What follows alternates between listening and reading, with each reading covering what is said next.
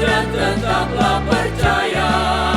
Biarkanlah Yesus Tuhanmu ada hidupmu berseri, segala puji bagi Tuhan diberi.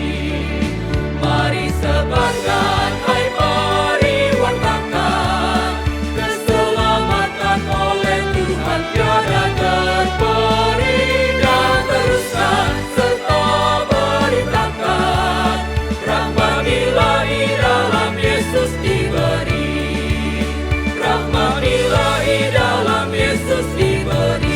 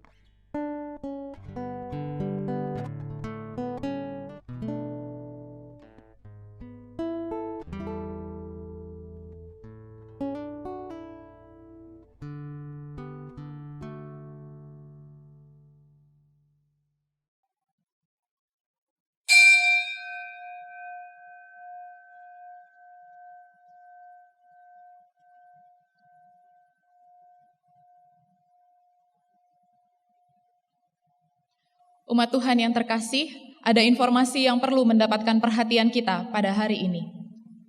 Disampaikan kepada kita semua bahwa link ibadah Minggu online yang diselenggarakan oleh YKB GKI TV hanya bisa diakses pada 3 jam kebaktian, yaitu pada pukul 9 pagi, pukul 11, dan pukul 17.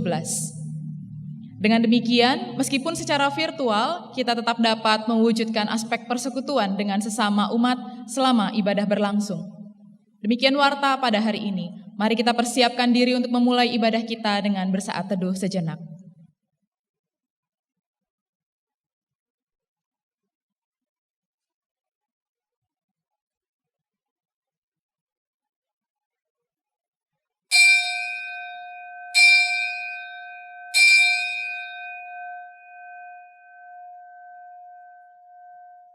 Umat Tuhan yang terkasih dimanapun saudara berada saat ini, yang berada di dalam maupun di luar negeri, selamat hari Minggu.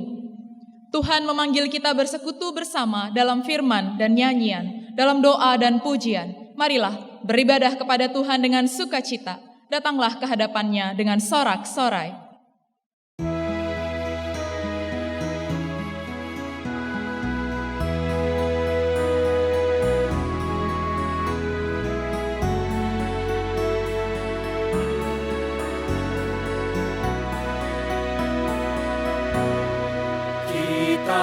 Masuk rumahnya, berkumpul menyembah kepadanya. Kita masuk rumahnya, berkumpul menyembah kepadanya.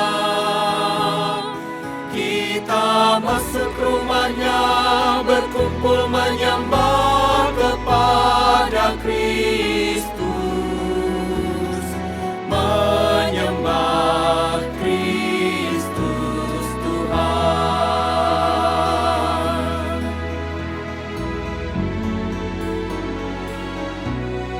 Lupakanlah dirimu, arahkan hatimu kepadanya. Lupakanlah dirimu, arahkan hatimu kepadanya.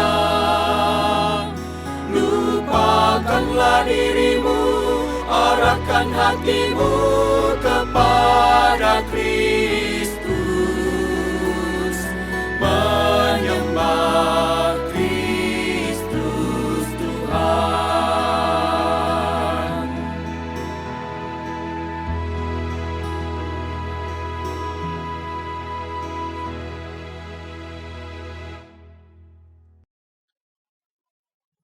Pertolongan kita adalah dalam nama Tuhan yang menjadikan langit dan bumi.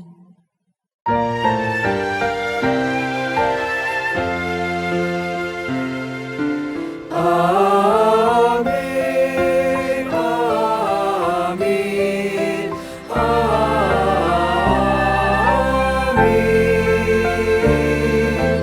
amin, amin.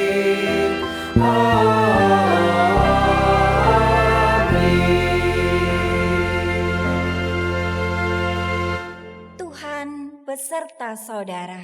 Dan beserta saudara juga.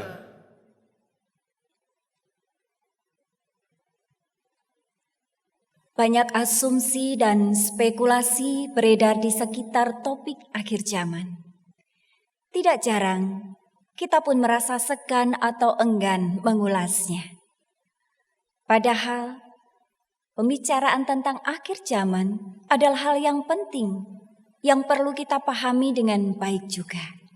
Maka, di hari Minggu biasa terakhir sebelum memasuki Minggu Kristus Raja, kita akan berbicara tentang hidup di akhir zaman. Apa yang Tuhan kehendaki dari hidup kita dalam menjalani penantian akan kedatangannya kembali? Hidup yang penuh pengharapan atau penantian tanpa makna dan tujuan? Mari sejenak renungkan kembali sikap hidup kita dan mengakui dosa kita di hadapannya.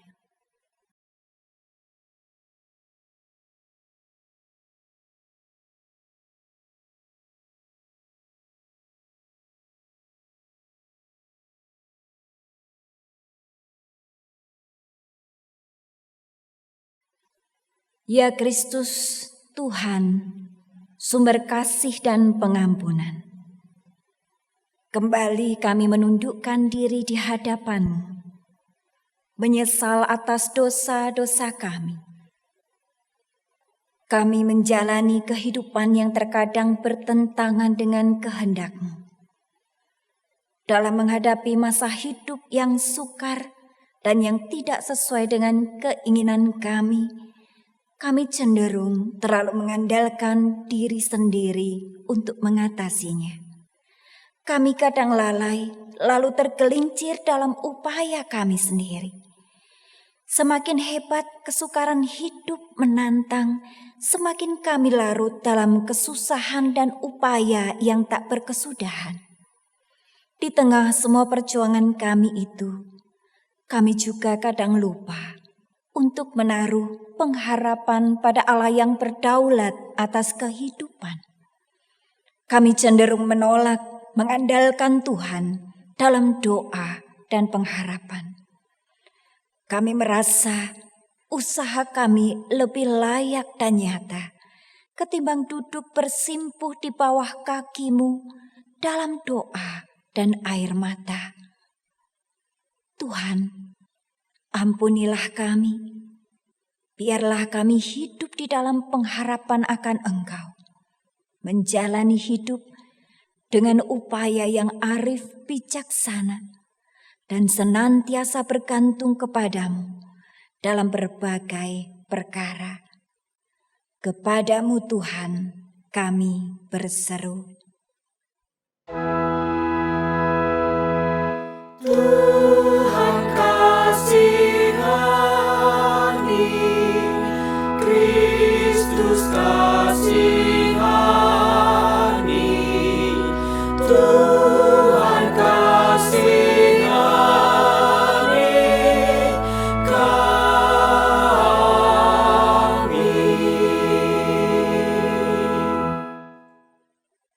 Di dalam nama-Mu yang kudus dan berkuasa, kami naikkan doa dan permohonan ampun ini. Amin.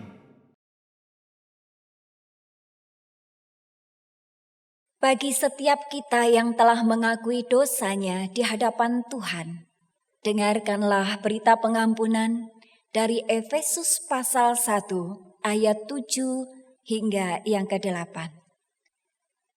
Sebab di dalam Dia dan oleh darah-Nya kita beroleh penebusan, yaitu pengampunan dosa menurut kekayaan kasih karunia-Nya yang dilimpahkannya kepada kita dalam segala hikmat dan pengertian. Di dalam Kristus engkau telah diampuni. Di dalam Kristus engkau pun telah diampuni. Damai Kristus bagimu. Damai Kristus bagimu juga.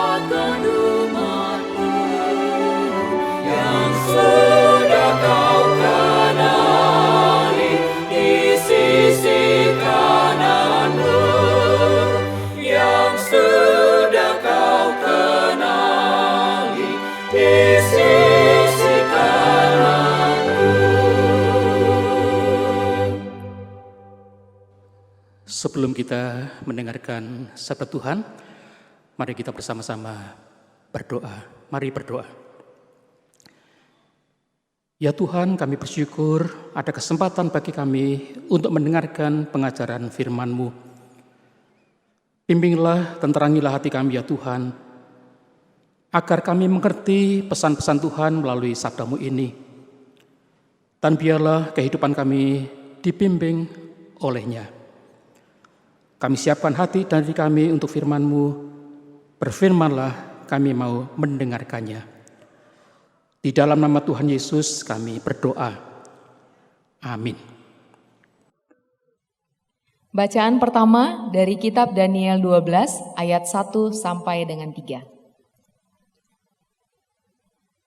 Pada waktu itu juga akan muncul Mikael, pemimpin besar itu, yang akan mendampingi anak-anak bangsamu, dan akan ada suatu waktu kesesakan yang besar, seperti yang belum pernah terjadi sejak ada bangsa-bangsa sampai pada waktu itu.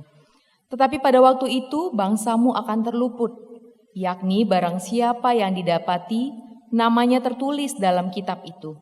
Dan banyak dari antara orang-orang yang telah tidur di dalam debu tanah akan bangun, sebagian untuk mendapat hidup yang kekal, sebagian untuk mengalami kehinaan dan kengerian yang kekal. dan orang-orang bijaksana akan bercahaya seperti cahaya cakrawala, dan yang telah menuntun banyak orang kepada kebenaran, seperti bintang-bintang tetap untuk selama-lamanya. Demikianlah sabda Tuhan. Syukur kepada Allah.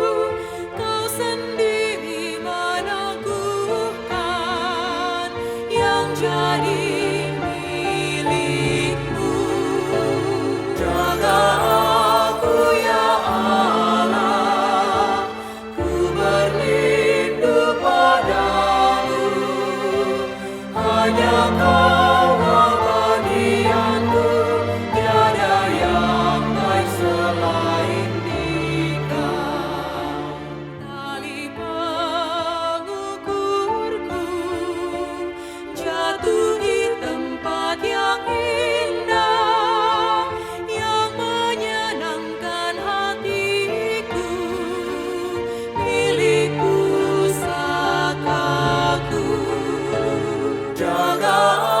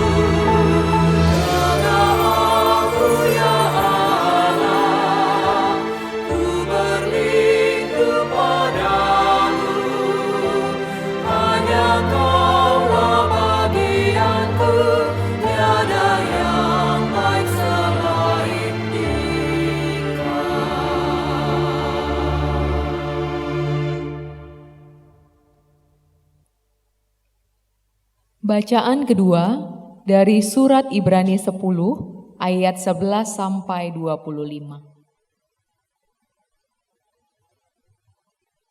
Selanjutnya setiap imam melakukan tiap-tiap hari pelayanannya dan berulang-ulang mempersembahkan korban yang sama sekali tidak dapat menghapuskan dosa, tetapi ia setelah mempersembahkan hanya satu korban saja karena dosa, ia duduk untuk selama-lamanya di sebelah kanan Allah. Dan sekarang ia hanya menantikan saatnya, di mana musuh-musuhnya akan dijadikan tumpuan kakinya. Sebab oleh satu korban saja, ia telah menyempurnakan untuk selama-lamanya mereka yang ia kuduskan. Dan tentang hal itu, Roh Kudus juga memberi kesaksian kepada kita. Sebab setelah ia berfirman, inilah perjanjian yang akan kuadakan dengan mereka. Sesudah waktu itu, ia berfirman pula, aku akan menaruh hukumku di dalam hati mereka dan menuliskannya dalam akal budi mereka, dan aku tidak lagi mengingat dosa-dosa dan kesalahan mereka. Jadi apabila untuk semuanya itu ada pengampunan, tidak perlu lagi dipersembahkan korban karena dosa. Jadi, saudara-saudara, oleh darah Yesus kita sekarang penuh keberanian dapat masuk ke dalam tempat kudus. Karena ia telah membuka jalan yang baru dan yang hidup bagi kita melalui tabir, yaitu dirinya sendiri. Dan kita mempunyai seorang imam besar sebagai kepala rumah Allah. Karena itu marilah kita menghadap Allah dengan hati yang tulus ikhlas dan keyakinan iman yang teguh.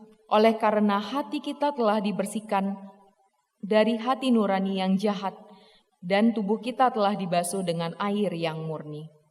Marilah kita teguh berpegang pada pengakuan tentang pengharapan kita, sebab Ia yang menjanjikannya setia. Dan marilah kita saling memperhatikan supaya kita saling mendorong dalam kasih dan dalam pekerjaan baik. Janganlah kita menjauhkan diri dari pertemuan-pertemuan ibadah kita, seperti dibiasakan oleh beberapa orang, tetapi marilah kita saling menasihati dan semakin giat melakukannya menjelang hari Tuhan yang semakin dekat. Demikianlah sabda Tuhan. Syukur kepada Allah. Bacaan Injil hari ini adalah dari Markus pasal yang ke-13, ayat yang pertama sampai dengan yang ke-8. Akan saya bacakan bagian firman Tuhan ini yang berkata demikian. Ketika Yesus keluar dari bait Allah, seorang muridnya berkata kepadanya, "Guru, lihatlah betapa kokohnya batu-batu itu dan betapa megahnya gedung-gedung itu." Lalu Yesus berkata kepadanya, "Kau lihat gedung-gedung yang hebat ini? Tidak satu batu pun akan dibiarkan terletak di atas batu yang lain. Semuanya akan diruntuhkan." Ketika Yesus duduk di atas Bukit Zaitun berhadapan dengan bait Allah, Petrus, Yakobus, dan Yohanes dan Andreas bertanya sendirian kepadanya, "Katakanlah kepada kami, bila manakah itu akan terjadi? Dan apakah tandanya kalau semuanya itu akan sampai kepada kesudahannya?"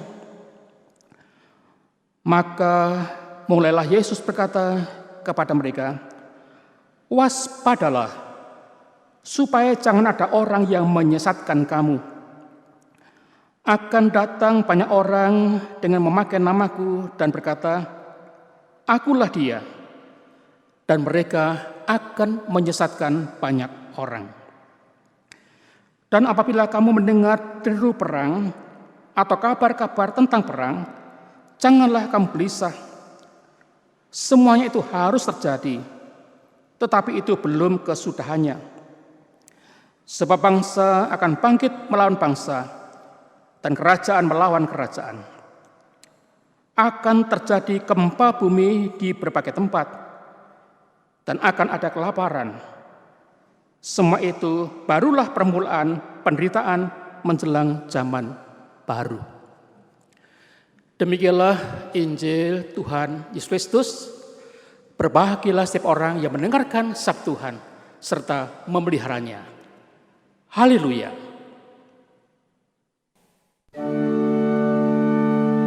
Haleluya, haleluya, haleluya.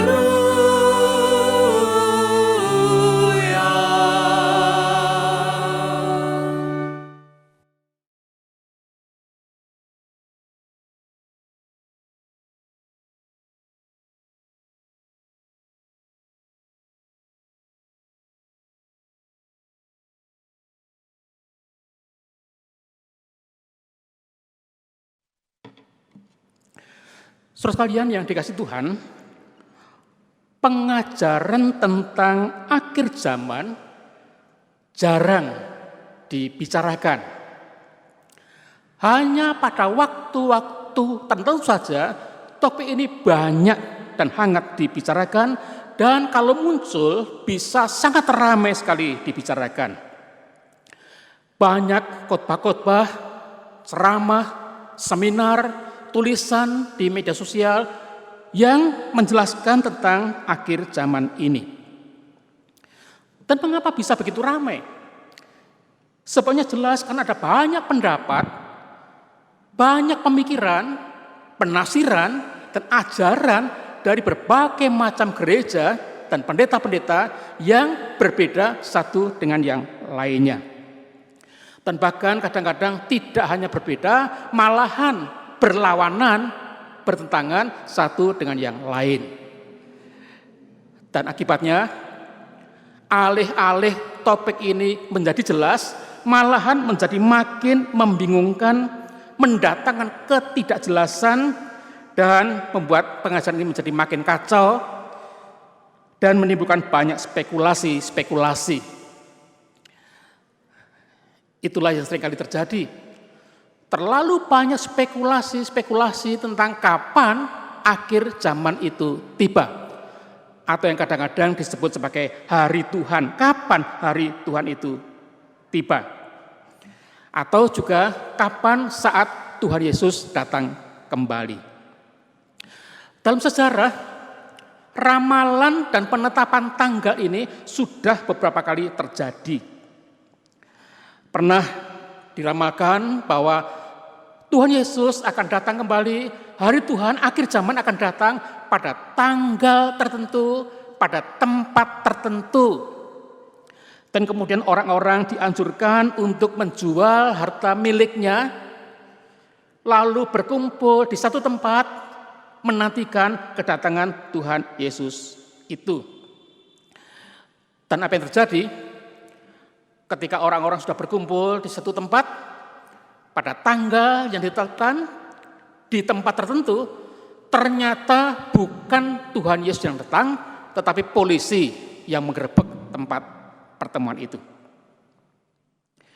Nah, sudah pernah terjadi juga bahwa ketika ramal itu meleset, maka ada pendeta yang mengatakan itu keliru, perlu dikoreksi, direvisi, kemudian ayat-ayat ditafsir ulang, atau dicarikan ayat-ayat yang lain dan ditentukan tanggal yang baru, tahun yang baru. Dan lagi-lagi ternyata ramalan yang meleset, pada tanggal yang telah dikoreksi itu ternyata Tuhan Yesus juga tidak datang.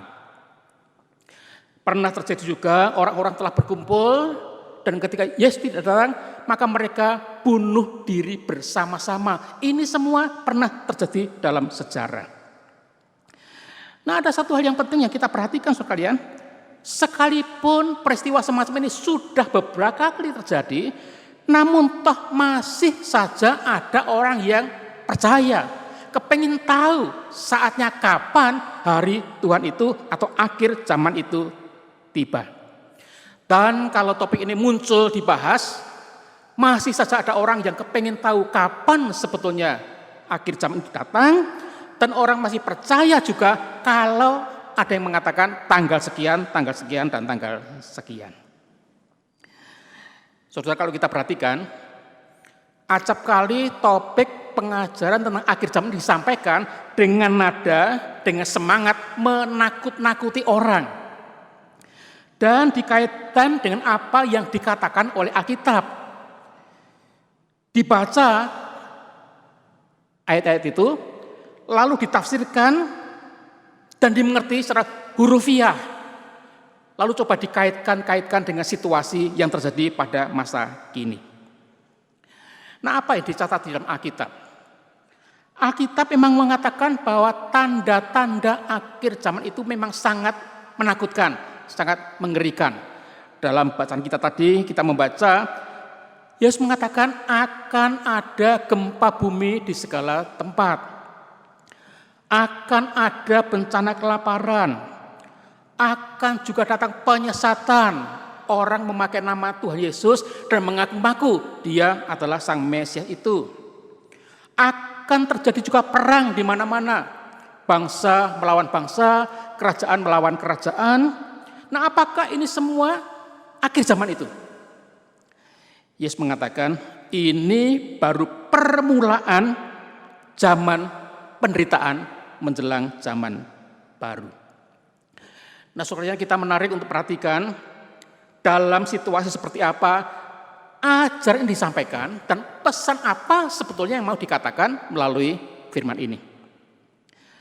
Percakapan tentang soal akhir zaman ini dimulai dari ayat yang pertama yang kita baca tadi, yang menjelaskan Tuhan Yesus keluar dari bait Allah. Keterangan yang pendek, yang singkat, tetapi sebetulnya yang penuh makna. Apa artinya Yesus keluar dari bait Allah? Ini bukan sekedar tindakan pergi, bukan sekedar pindah tempat, tetapi Yesus keluar dari bait Allah berarti meninggalkan bait Allah. Tidak lagi di sana. Itu menjadi masa lalu dan Yesus berjalan keluar meninggalkan bait Allah itu. Dalam perikop-perikop sebelumnya kita bisa membaca Yesus menyucikan bait Allah itu yang waktu itu dipenuhi oleh para pedagang dan para penukar uang. Dan Yesus mengatakan, rumahku akan disebut rumah doa, tetapi kamu telah menjadikannya sarang penyamun. Bait Allah saat itu sudah tidak lagi berfungsi sebagaimana seharusnya. Keadaan hidup keagamaan mereka itu tidak begitu baik. Dipenuhi dengan kepalsuan, dikuasai oleh ahli-ahli Taurat, orang-orang Farisi, yang semuanya itu sudah tidak benar lagi. Sampai-sampai Yesus juga mengingatkan pada para murid, hati-hatilah kamu terhadap ahli-ahli Taurat itu. Mereka suka berjalan-jalan dengan pakaian-pakaian yang panjang, duduk di tempat terdepan di rumah ibadat. Semuanya ini cuma memberi kesan mereka adalah orang yang saleh. Orang yang hidup beribadah sungguh-sungguh kepada Allah. Tetapi sebenarnya hidup keagamaan mereka itu, hidup ibadah mereka itu palsu, penuh kepura-puraan, tampak luar saja bagus, tetapi sebetulnya tidak ada jiwanya sama sekali, tanpa ketulusan sama sekali. Perikop persis sebelum bacaan kita hari ini juga mengisahkan hal itu, yaitu tentang seorang janda yang memberikan persembahan. Dan mengatakan dia memberi seluruh kehidupannya, beda dengan orang-orang kaya lainnya itu. Ibadah mereka masih berjalan, tetapi secara formalitas dan tanpa penghayatan lagi. Nah, setelah peristiwa ini, Yesus keluar dari bait Allah. Yesus meninggalkan bait Allah, meninggalkan gaya hidup ibadah, pola hidup ibadah yang tidak beres ini, yang penuh kepura-puraan, yang hanya formalitas, yang tanpa jiwa lagi. Tampaknya mereka masih beribadah, tapi pada intinya mereka telah menolak Allah dan juga menolak Yesus, seringkali berkonflik dengan Tuhan Yesus. Ketika ada di luar bait Allah dan ketika memandang bait Allah itu, salah seorang murid berkata pada Tuhan Yesus, "Guru, lihatlah tempat yang indah ini. Betapa kokoh batu-batu itu dan betapa megah gedung itu. Nah, kita tahu memang bait Allah itu sangat indah, sangat kokoh, sangat megah. Sebagai bangunan itu memang sangat-sangat mengagumkan. Dan mereka berkata, lihatlah betapa kokohnya batu-batu itu dan betapa megahnya gedung itu. Bagaimana reaksi Tuhan Yesus? Apakah dia mengatakan, iya memang benar sangat indah? Ternyata bukan itu yang dikatakan. Yesus berkata, kau lihat gedung itu? Tidak ada satu batu pun yang akan tetap terletak di tempatnya di atas batu yang lain. Semuanya akan dihancurkan. Semuanya akan diruntuhkan. Kata-kata Yesus ini memang terbukti. Sekitar tahun 70-an, bait Allah memang diruntuhkan sama sekali. Tetapi sebetulnya maksud Yesus bukan hanya sekedar itu. Bukan hanya bicara soal bangunan. Yesus mengatakan bahwa hidup beribadah di bait Allah. Bait Allah sebagai simbol ritus agama mereka itu yang akan juga hancur karena mereka sudah menolak Allah. Ibadah mereka sudah tidak ada maknanya lagi. Dan mendengar itu para murid bertanya, kapan itu terjadi? Bila manakah itu terjadi? Dan apakah tandanya? Nah, saudara, pertanyaan para murid ini yang terus diulang-ulang juga oleh banyak orang Kristen sampai saat ini. Kapan akhir zaman terjadi? Kapan hari Tuhan itu akan datang? Lalu Yesus menjelaskan yang tadi, akan ada gempa bumi terjadi di mana-mana, kelaparan, penyesatan, perang. Namun maksud Yesus dengan mengatakan itu bukan supaya para murid mencari-cari tahu, meramal-ramal kapan, menentukan tanggalnya, tetapi ini penegasan bahwa itu pasti akan terjadi.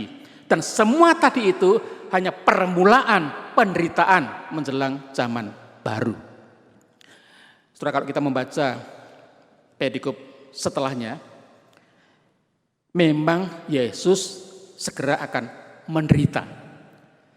Tapi dia mengatakan itu menjelang zaman baru. Penderitaan dan kematian Yesus akan segera disusul dengan kebangkitan yang penuh dengan kemenangan dan sukacita. Ini seperti penderitaan seorang ibu yang mengandung, yang bersalin, memang sakit, memang menderita, tetapi akan datang sukacita ketika sang anak itu telah lahir. Dengan kata lain, Yesus mengatakan, kalaupun nanti ada penderitaan yang hebat, jangan takut, jangan cemas, jangan patah semangat.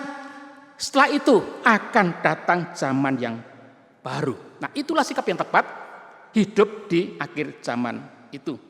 Bukan untuk meramal-ramal, mengira-ira, menentukan waktunya kapan, tetapi supaya tetap siap, tetap kuat hidup di tengah-tengah penderitaan itu di dalam menantikan zaman baru tadi. Tetap teguh, tetap semangat. Dan itulah sebetulnya berita yang disampaikan oleh kitab Nabi Daniel dalam bacaan kita yang pertama hari ini. Kitab Daniel tadi juga menceritakan tentang penderitaan orang-orang Yahudi yang menderita sangat hebat di bawah penindasan Kaisar Antiochus keempat Epiphanes. Dia adalah raja yang sangat jahat, yang sangat kejam, sering berbuat curang, berperang dengan tipu muslihat yang kejam. Dia juga orang yang menindas umat Allah, dan orang-orang yang setia kepada Allah dibunuh tanpa belas kasihan sama sekali. Perkakas bait Allah juga diangkut untuk memalukan umat Allah. Tapi Tuhan datang melalui firman-Nya, melalui Daniel, dan mengatakan, penderitaan memang berat. Yang kamu alami memang sulit, tidak bisa menghindar. Tapi jangan takut, jangan putus asa. Allah akan mengirim Mikael, pemimpin para malaikat, untuk mendampingi mereka. Nah, itulah sikap yang dianjurkan. Sekali lagi, dalam penderitaan umat perlu bertahan. hidup di akhir zaman yang tidak mudah, banyak tekanan, jangan putus asa. Umat zaman dulu, gereja abad pertama dan kedua juga mengalami hal yang sama dan mereka terus dikuatkan oleh Tuhan sendiri. Saudara, kita tahu bahwa penderitaan memang bisa membuat orang mundur dari imannya, dari mengikut Tuhan. Penulis surat Ibrani yang juga menjadi bacaan kita hari ini juga mengatakan, umat hidup dalam kesulitan, dalam penderitaan, tetapi jangan meninggalkan pertemuan ibadah.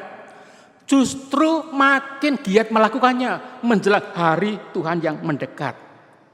Umat diingatkan mereka adalah umat tebusan Kristus. Kristus telah mati untuk umat itu, dan oleh karena itu umat perlu setia di dalam imannya kepada Allah, makin giat beribadah menjelang hari Tuhan yang mendekat. Apa yang bisa kita simpulkan dari hidup di akhir zaman ini? Yang pertama, kita diyakinkan bahwa akhir zaman itu pasti akan tiba. Kapan? Tidak ada seorang pun yang tahu. Oleh karena itu kita tidak perlu menghitung-hitung, menerka-nerka, merama-rama kapan tepatnya hari Tuhan itu. Jangan pernah sekali-sekali percaya kepada siapapun, pendeta yang katanya pendeta besar pun, kalau mereka mengatakan tanggal sekian di tempat itu, jangan sekali-sekali percaya dengan ajarannya seperti itu. Penting tidak memperhatikan tanda-tanda itu untuk menekankan waktunya kapan, tetapi supaya kita siap sedia kapanpun hari Tuhan itu, dan kita tetap perlu taat. Umat kita semua tidak boleh putus asa, tetap harus beribadah kepada Tuhan. Penderitaan sudah sangat lama, tapi kita jangan sampai undur karena itu. Penyertaan Allah pasti ada, pasti berlangsung. Dan yang kedua, bagaimana sikap kita hidup di akhir zaman ini? Alih-alih kita menjadi makin lemah, makin ragu-ragu, makin bimbang, makin meninggalkan Tuhan, marilah kita ingat pesan surat Ibrani tadi. Justru jangan meninggalkan ibadah kita seperti dilakukan oleh beberapa orang, tetapi marilah kita makin giat melakukannya menjelang hari Tuhan yang mendekat. Sambil ingat, kita adalah umat Allah yang telah ditebus oleh Tuhan, menjadi milik Tuhan, perlu beribadah kepadanya dengan sungguh-sungguh, dengan penuh ketulusan, tidak hanya sekedar formalitas belaka. Oleh karena itu, selama kita hidup saat ini menantikan datangnya hari Tuhan itu, biarlah kita tetap teguh di dalam iman kita kepada Kristus, tidak menghabiskan waktu untuk sibuk mencari kapan tepatnya saatnya Tuhan datang, namun tetap beribadah dalam ibadah yang benar kepada Allah. Tuhan memberkati. Amin.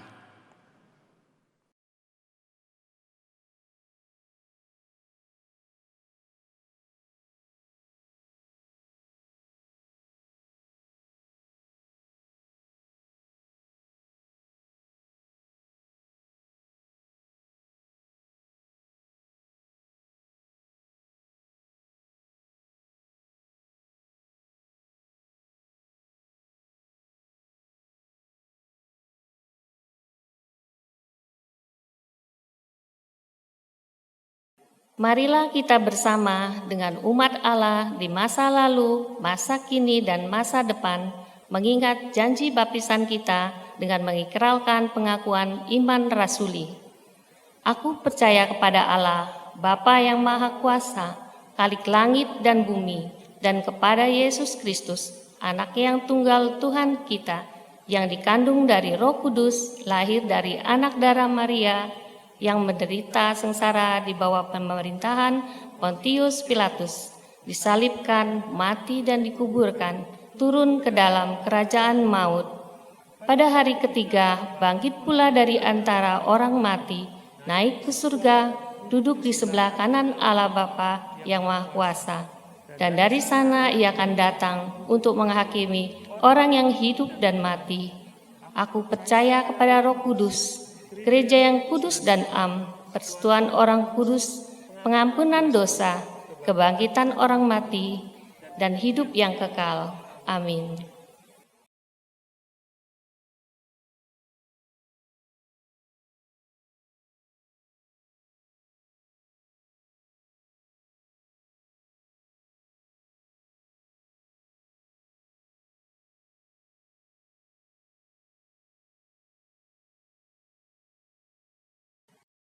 Marilah Bapak Ibu Saudara yang terkasih, kita menaikkan syafaat kita di hadapan Tuhan yang akan diakhiri dengan menyanyikan doa Bapa kami. Mari kita berdoa. Allah yang kekal, kami mengucap syukur atas firman Tuhan yang boleh kami dengarkan dan menguatkan kami. Tuntunlah kami menjadi pelaku firman-Mu. Kami hendak memanjatkan syafaat kami. Kami mau berdoa untuk setiap jemaat Tuhan, dimanapun mereka berada. Kiranya Engkau memberkati dan menyertai kami semua. Berilah kami semua petunjuk untuk senantiasa berada pada jalan kebenaran. Kami berdoa untuk saudara-saudara kami yang sedang sakit. Sembuhkanlah mereka dengan tangan kasih-Mu. Berkati setiap upaya yang harus ditempuh. Berkati obat-obat yang harus mereka minum. Berkati tim medis yang mendampingi agar mereka bisa sembuh di dalam perkenanan-Mu. Kami juga berdoa bagi anak-anak telantar, anak yatim piatu, bagi para duda dan janda, berikanlah mereka kesehatan dan kekuatan. Kami berdoa juga untuk Presiden, Wakil Presiden, para pejabat tinggi negara.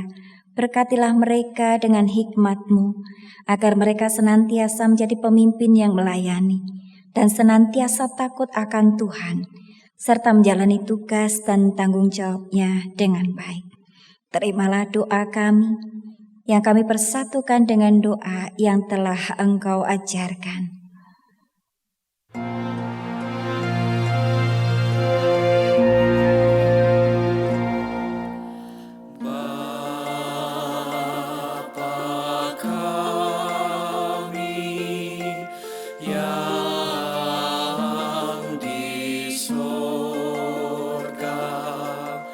Dikuduskanlah namamu, datanglah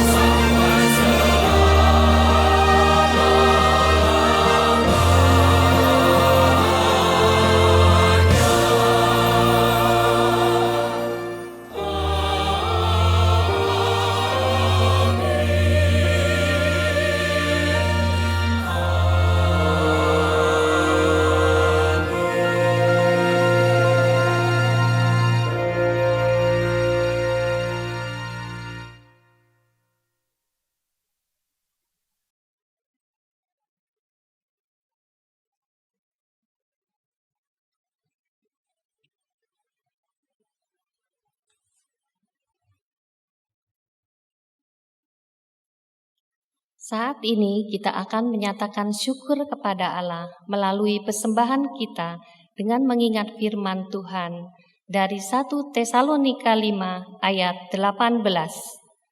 Mengucap syukurlah dalam segala hal, karena itulah yang dikehendaki Allah di dalam Kristus Yesus bagi kamu. Umat dapat mengirimkan persembahan rekening gereja saudara masing-masing.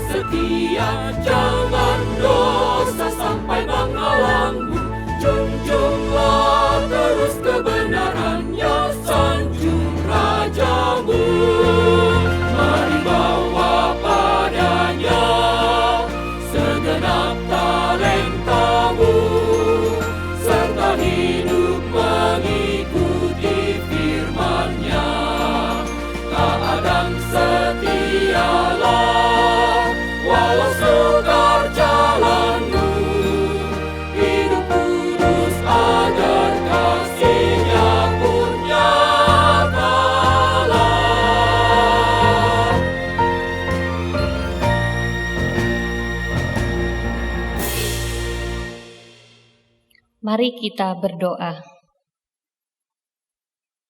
Ya Tuhan, Allah kami, di tengah kehidupan yang semakin dinamis, kami bersyukur karena kami dimiliki oleh Allah yang setia dan senantiasa memelihara. Kami tidak lagi takut dan khawatir untuk menempuh jalan yang sukar sekalipun. Maka sudilah kiranya Tuhan menerima materi yang kami persembahkan ini menjadi ungkapan syukur kami. Dan lebih dari itu, layakkanlah juga hidup kami seutuhnya menjadi persembahan yang sejati bagi kemuliaan nama Tuhan. Di dalam Kristus kami berdoa dan mengucap syukur. Amin.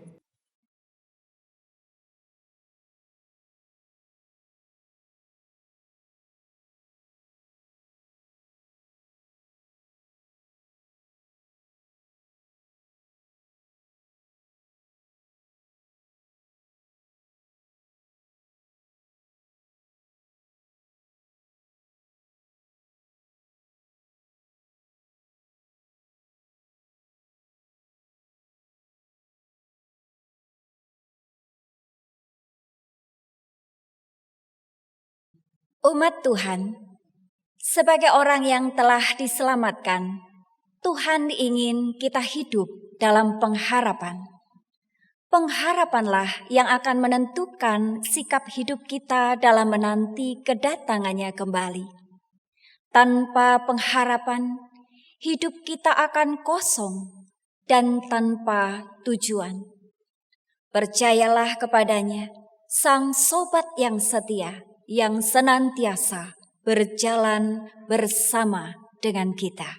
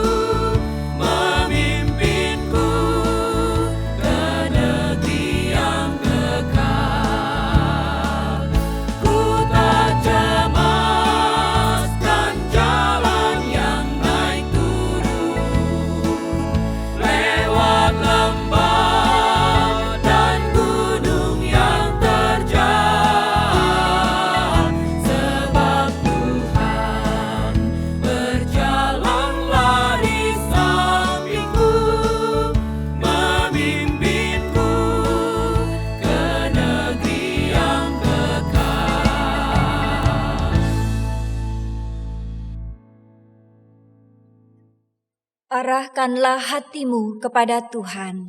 Kami mengarahkan hati kami kepada Tuhan.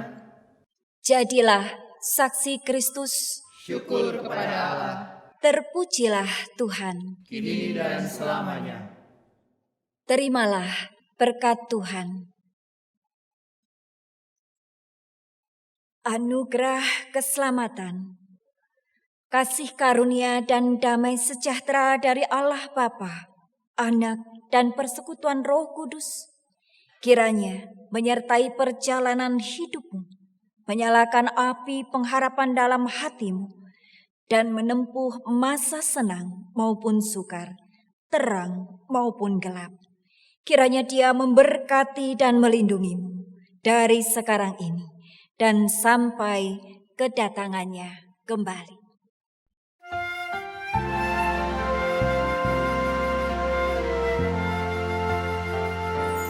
Haleluya.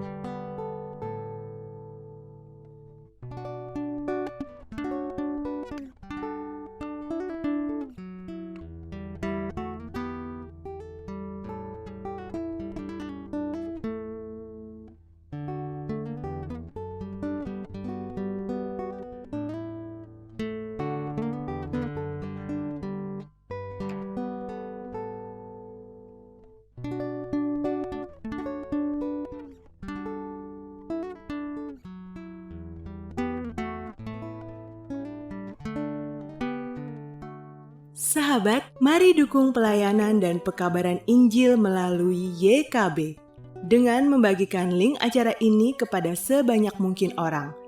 Dukungan juga dapat saudara lakukan dengan mentransfer dukungan finansial ke rekening BCA ke nomor 450 305 2990 450 305 2990 atas nama Yayasan Komunikasi Bersama.